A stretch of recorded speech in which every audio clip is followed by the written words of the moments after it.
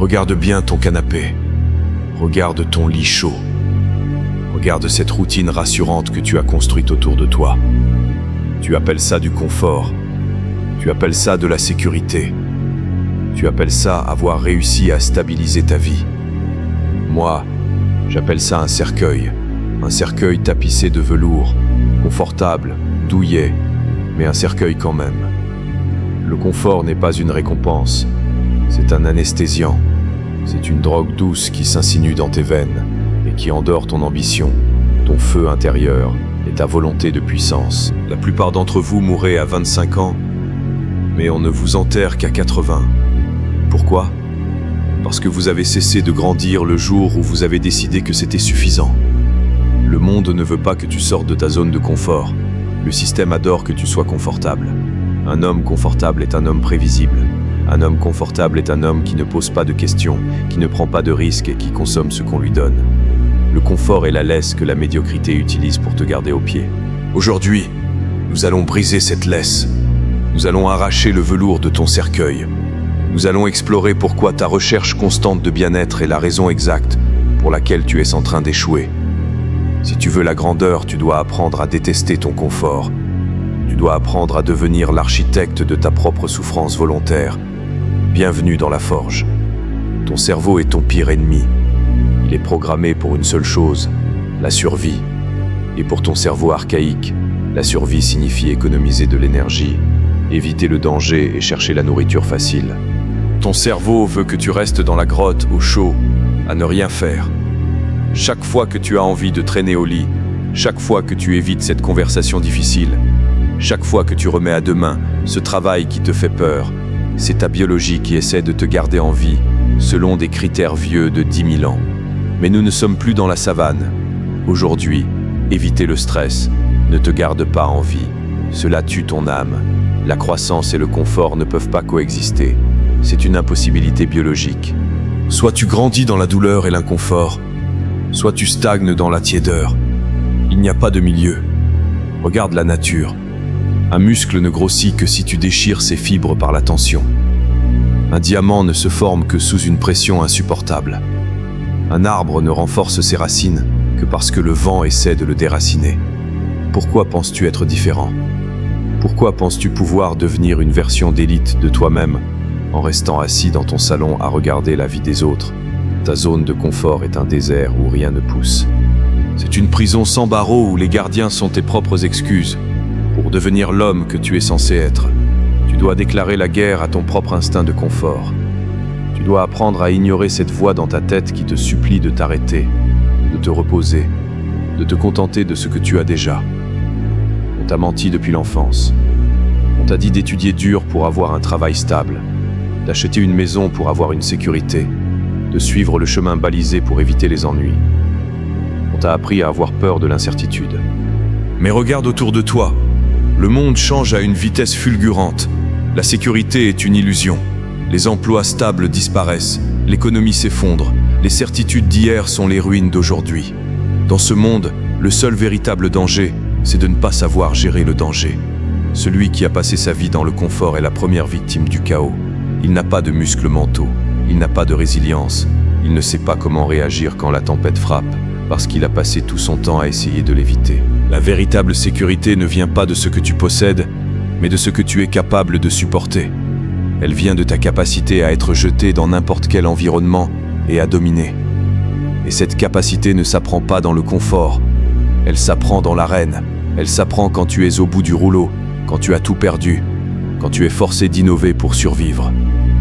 L'homme d'élite ne cherche pas la stabilité. Il cherche l'agilité. Il cherche à être antifragile. Il veut que le chaos arrive, parce qu'il sait qu'il est le mieux préparé pour l'utiliser comme un tremplin. Si tu as peur du changement, c'est que tu es trop confortable. Si tu as peur de l'avenir, c'est que tu as cessé de te forger dans le présent. Brise ton illusion de sécurité avant que la réalité ne s'en charge pour toi de manière brutale. Puisque le confort est un piège, ta seule issue est l'inconfort volontaire. Tu dois devenir un expert dans l'art de te mettre mal à l'aise. Ne attends pas que la vie te frappe. Frappe-toi toi-même. Prends des douches glacées quand il fait froid. Entraîne-toi jusqu'à la nausée quand tu es fatigué. Jeûne quand tu as faim. Travaille sur ce projet complexe quand tu as envie de dormir. Pourquoi? Pas pour être un martyr, mais pour devenir le maître de ton propre corps et de ton propre esprit. L'inconfort volontaire est une forme de vaccin psychologique. En t'exposant régulièrement à de petites doses de souffrance contrôlée, tu renforces ton système immunitaire mental. Tu apprends à ton cerveau que la douleur n'est qu'une information, pas une limite. Tu apprends que tu peux fonctionner et même exceller quand tout est contre toi. Quand tu maîtrises l'inconfort, tu deviens souverain. Tu n'es plus l'esclave de tes besoins primaires. Tu n'es plus manipulable par la peur du manque ou de la fatigue. Tu es libre. La plupart des gens sont prisonniers de leur propre corps. Ils ne peuvent pas réfléchir parce qu'ils ont faim. Ils ne peuvent pas agir parce qu'ils ont sommeil. Ils ne peuvent pas risquer parce qu'ils ont peur du froid. Toi, tu dois être différent. Tu dois être celui qui sourit quand la pluie commence à tomber. Celui qui accélère quand la pente devient raide. Celui qui reste calme quand tout le monde panique. L'inconfort est ton entraînement. La douleur est ton professeur. Le sacrifice est ton prix d'entrée dans le cercle des 1%. Regarde la moyenne. Regarde les gens que tu croises dans la rue. Ils ont l'air fatigués, vides, sans éclat dans les yeux. Ils suivent une routine qu'ils détestent pour acheter des choses dont ils n'ont pas besoin afin d'impressionner des gens qu'ils n'aiment pas. C'est ça, le coût du confort. C'est ça, la fin du chemin quand on choisit la facilité. Le confort tue ta créativité. Il tue ton feu sacré. Il transforme un lion en un animal de zoo qui attend qu'on lui jette sa viande à travers les barreaux. Est-ce que c'est vraiment la vie que tu veux? Est-ce que tu veux arriver à la fin de tes jours et te dire « Au moins j'ai eu un bon thermostat et un canapé moelleux ». La normalité est une maladie mentale collective. C'est un pacte de médiocrité que la société a signé. On te dit de ne pas trop en faire, de ne pas être trop ambitieux, de profiter de la vie. Mais leur définition de profiter est une lente décomposition. Le véritable profit, la véritable joie, ne se trouve pas dans la consommation, mais dans la création et le dépassement. Il se trouve dans le moment où tu réalises que tu es capable de faire quelque chose que tu pensais impossible. Il se trouve dans la fierté de l'homme qui a traversé l'enfer et qui en est ressorti plus fort. Si tu veux une vie extraordinaire, tu dois abandonner ton droit à une vie normale. Tu dois accepter que tu seras mal compris. Tu dois accepter que tu seras seul souvent. Tu dois accepter que tes jours seront remplis de défis que les autres fuient. Le prix de l'excellence est l'inconfort perpétuel. Et c'est un prix que l'élite paie avec joie. Alors, comment sortons de ce piège? Ce n'est pas par une grande résolution de début d'année. C'est par une série d'exécutions chirurgicales quotidiennes. Dès demain matin, change tout. Si tu te lèves habituellement à 7 heures, lève-toi à 5 heures. Si tu manges par habitude, saute un repas. Si tu évites ce client difficile, appelle-le en premier. L'objectif est de briser l'inertie du confort. Tu dois créer un environnement où l'inconfort est la norme. Ne cherche pas l'équilibre. L'équilibre est une autre forme de stagnation.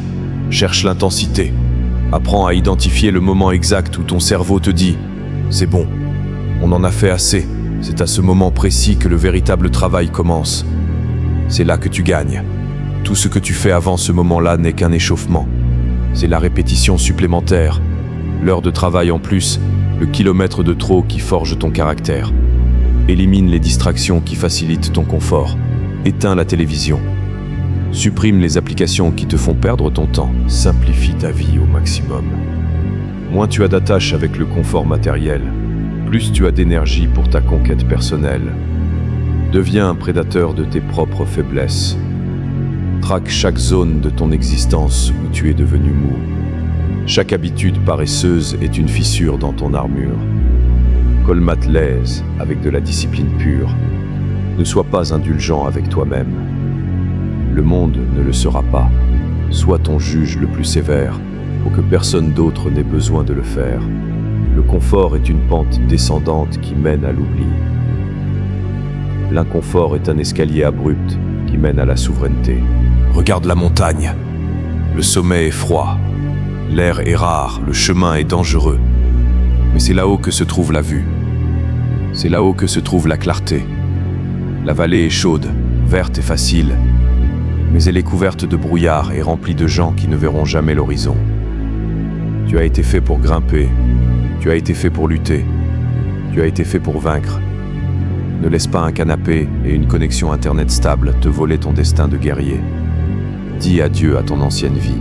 Dis adieu à la sécurité illusoire. Dis adieu au repos non mérité. Embrasse le froid. Embrasse la fatigue. Embrasse l'incertitude. Le voyage sera dur. Il sera long. Il te brisera parfois. Mais c'est dans ces fissures que la lumière entrera. C'est dans ces épreuves que ton empire sera bâti. Ne sois pas une option pour la vie. Deviens une force de la nature que la vie ne peut pas ignorer. Il est temps de sortir de la grotte. Il est temps de commencer la montée. Fais silence. Exécute. Domine.